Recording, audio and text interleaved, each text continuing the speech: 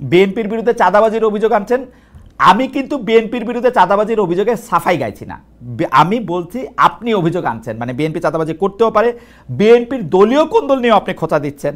আপনি বলছেন বিএনপির হাতে দেশ নিরাপদ নয়, জিয়াউর রহমানের আদর্শ দেশের মানুষ দেখতে চায় না, আপনি এটাও বলেছেন। বিএনপির প্রতি আপনারা হঠাৎ ক্ষিপ্ত হলেন কেন শায়েকে চরমনাই? না দেখেন, বিএনপির উপরে আমি ক্ষিপ্ত হইনি, জনগণ ক্ষিপ্ত হয়েছে। আমি যেহেতু জনগণের মুখপাত্র হিসেবে সেটা ব্যক্ত করি। দেখেন, আচ্ছা, আসলে মূল প্রবলেমটা কোথায়? আমরা একই সাথে আন্দোলন করেছিলাম দেশকে গড়ার জন্য, মানুষকে শান্তি দেওয়ার জন্য, মুক্তি দেওয়ার জন্য। জিয়াউর রহমান সাহেবের আদর্শ নিয়ে তারা বক্তব্য দেয়। জিয়াউর রহমান সাহেব এই ছিলেন সেই ছিলেন, সেদিকে একজন বক্তব্য শুনলাম। আমি বলেছি জিয়াউর রহমান সাহেবের আদর্শ নিয়ে বক্তৃতা দেন, আর আপনারা যদি এই কাজ করেন তাহলে জিয়াউর রহমান আদর্শ কেউ মানবে? কথা ঠিক না? আমরা খুনের বিরুদ্ধে আন্দোলন করেছি, আপনারা নিজেরা যদি খুন করেন তাহলে আপনাদের বক্তব্য কেউ শুনবে? আপনারা চাঁদার বিরুদ্ধে আন্দোলন করেছে, এখন আপনারা যদি চাঁদা তুলেন তাহলে আপনাদের কেউ ক্ষমতায় নিবে? দেখেন, আমাদের মূল কাজটা কি? রাজনীতি কেন করি খালিদ ভাই? রাজনীতি করে মানুষকে শান্তি দেওয়ার জন্য, মুক্তি দেওয়ার জন্য, মানুষ অধিকারকে প্রতিষ্ঠিত করার জন্য। কে কিসের জন্য করে জানি না, আমি তো এর জন্য।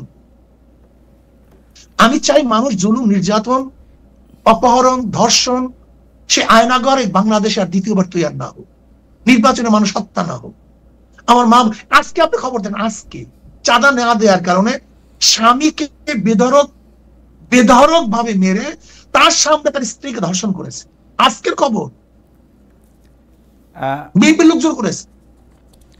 আজকের খবর দেখেন আপনি, না আপনি কি বলবেন? এটা তো বিএনপির লোকজন বলতে এটা তো আর বিএনপির দলীয় অবস্থান নিশ্চয়ই না। আজকে যদি আপনার চরমনাইয়ের এত ভক্ত, এর মধ্যে কেউ একজন যদি কোনো একটা দুষ্কর্মে নিয়োজিত হন, সেটার জন্য তার মুফতি সৈয়দ ফজলুল করিমকে আসলে দোষ দেওয়া যাবে না। মানে আমি সাধারণভাবে বলবেন চরমনাই ভক্তরা করছে, এটা তো ফেরানো যাবে না। হ্যাঁ, চরমনাই ওলারা করছে, এটা তো ফেরানো যাবে না। না, চরমনাইয়ের ওরা করছে সেটা বলা যাবে, কিন্তু এটার জন্য নাম্বার দুই খালিদ ভাই, এখানে আমি একটা কনসেপ্ট আমি ক্লিয়ার না করলে হবে না। কনসেপ্ট একেবারে ক্লিয়ার করতে হবে।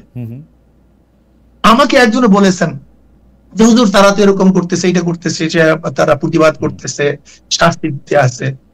আমি বললাম, দেখো কয়লার কোন অংশ তুমি পরিষ্কার করলে সে পরিষ্কার হবে? তাদের সিস্টেমটাই তো চাঁদাবাজি। তাদের সিস্টেম, এই যেমন ধরে না কুষ্টিয়াতে তাদের কে নেতা নির্বাচিত হবে সের জন্য তারা ভোটাভুটি করছে, সেই ভোট স্বচ্ছ হয়েছে? দেখেন অভিযোগ। আমার প্রশ্ন হল, এই রাজনীতি করি দেশকে মুক্তি করার জন্য, কিন্তু আমার এই কথাগুলো এখন বর্তমান মানুষ বুঝবে না। আপনি হয়তো বুঝবেন কিনা আমি জানি না, আমার অভ্যস্ত না, আমার এই নীতিবাক্য কেউ শুনবে না। শায়ক, আপনার কথা কিন্তু শত শত লোকে শোনে, কোটি কোটি লোকে শোনে, এবং শুনে যে আমি মাঝে মাঝে চমৎকৃত হই যে আপনি এইভাবে কথা কিভাবে বলেন। তারপরেও মানে আমার একটু কৌতূহল, আমি আপনাকে দুইটা আপনার উদ্ধৃতি শোনাই। আপনার উদ্ধৃতি শোনাই, আপনার উদ্ধৃতিগুলি মজার বেশি। আপনি বলতেছেন জামায়াত লাগছে আলিয়া মাদ্রাসার মধ্যে, আলিয়া শেষ। জামায়াত লাগছে ইত্তেহাদুল উম্মার মধ্যে, সেটাও শেষ। জামায়াত লাগছে বিএনপির মধ্যে, বিএনপি শেষ। জামায়াতের বিষ যেখানে লাগবে সেটা ধ্বংস হয়ে যাবে। আরেকটাতে আপনি বলতেছেন কোনো দেশ যদি কমিউনিস্টরা দখল করে নেয় সেখানেও একদিন ইসলাম আসতে পারে, কিন্তু আল্লাহ করুক কোনো দেশ যদি আল্লাহ না করুক হবে মনে হয়, কোনো দেশ যদি জামায়াত দখল করে ফেলে কিয়ামতের আগ পর্যন্ত আর কোনোদিন ইসলাম আসবে না। আপনি এরকম বলতেছেন এবং আপনার বলার মধ্যে এক ধরনের কনভিকশন থাকে, যুক্তি থাকে, শক্তি থাকে। তারপরেও আপনি সবার সঙ্গে আপনি বসতে পারতেছেন, সবার সঙ্গে আপনার এক ধরনের ভালো সম্পর্ক থাকতেছে। এইটার মানে হিসাবটা কি? মানে আপনি মন থেকে বলেন না নাকি? মানে এটা একটা মন থেকে বলি, আমি তো মন থেকেই বলি, এবং এটা আমার বিশ্বাস। কিন্তু এই কথাগুলি হলো আদর্শ এবং নীতি, তাদের আদর্শ এবং নীতি বাস্তবায়ন, আচ্ছা, তাদের আকিদা বাস্তবায়ন হয়। কিন্তু আমরা বলতে চাই যে আমরা কোন এক জায়গায় যে ঐক্যতা, যেমন আমি উদাহরণ দিয়েছি, এই ব্যাপারগুলো তো আপনাকে আগেই বলেছি। যেরকম ধরে নেন হিন্দু, বৌদ্ধ, খ্রিস্টানরা আমাদের স্টেজে আসছে, তার মানে তার মৃত আদর্শ বিসর্জন দিয়ে নয়, কোন এক জায়গায় ঐক্যমত হয়েছে। আচ্ছা, আমি কিন্তু আমার কোন বক্তৃতার থেকে এখন পর্যন্ত এক চুল পরিমাণ নড়ি নেই। আচ্ছা, আমি তো এই কথা আগেই বলেছি। এবং এই কথা যদি আপনি বলেন যে আপনি অমুক করে, হ্যাঁ, যদি জামাতের অবস্থান থেকে জামাতের ব্যাপারে আমরা যেই ব্যাপারে তাদের উপর অভিযোগগুলো আমাদের মুরব্বীরা করেছেন, তাতে যদি ফেরত আসে, আমি সাথে সাথে আমার বক্তব্যকে অনুযাত করবো। না, যে আমি আমার বক্তব্য, তারা যদি তাদের জায়গা থেকে ফেরত আসে, তাহলে তো আপনার বক্তব্য থেকে আপনি ফেরত আসবেন কেন? আপনার বক্তব্য তো তখন আরো প্রতিষ্ঠিত হইল যে আপনি যেটা রোগ চিহ্নিত করছিলেন সেই রোগ থেকে তারা মুক্তি পাইছে, সেই রোগ থেকে তারা মুক্তি পাইছে, সেটাও তো হইতে পারে। আমি কিন্তু অন্য মানুষ। শোনেন খালিদ ভাই, আমি কি চাই জানেন? আমার আব্বাজান আমাদের কি শিক্ষা দিয়েছেন? আব্বাজান স্পষ্ট লক্ষ লক্ষ মানুষের সামনে বলতেন, আমার কোনো যদি ভুল হয় তোমরা ধরিয়ে দিবা, যদি আমার ভুল ধরিয়ে দেওয়ার পর আমি না শুধরাই, তার মনে আমি গুমরাহ হয়ে গেছি, আমার থেকে চলে যাও, তোমাদের জন্য অধিক হয়ে যাবে।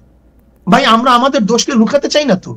আচ্ছা, আপনি আমার দোষ বলতে পারেন। আচ্ছা, ঠিক আছে, আমার দোষ বললে আমি মাপ চাবো, এটা কোনো আশ্চর্যের কিছু নাই তো। না, আপনার নবী আলাইহিস সালাতু বলেছেন কুল্লুকুম ফাত্তাউন, সবাই গুনাহগার, আমরা করতে পারি। আচ্ছা, দোষের কথা, আপনার দোষ ধরার যোগ্যতা আমার নাই, কিন্তু আমি একটু পিয়ার নিয়ে জাস্ট একটা লাইন বলতে চাই।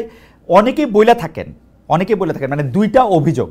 একটা অভিযোগ হচ্ছে, যেহেতু আপনারা এমনিতে যদি স্বাভাবিকভাবে জাতীয় সংসদ নির্বাচনে আপনারা অংশগ্রহণ করেন বৈদ্যমান ব্যবস্থায়, তাইলে যেটা দেখা যাবে যে আপনারা আসলে কোনো আসনে জিতবেন না।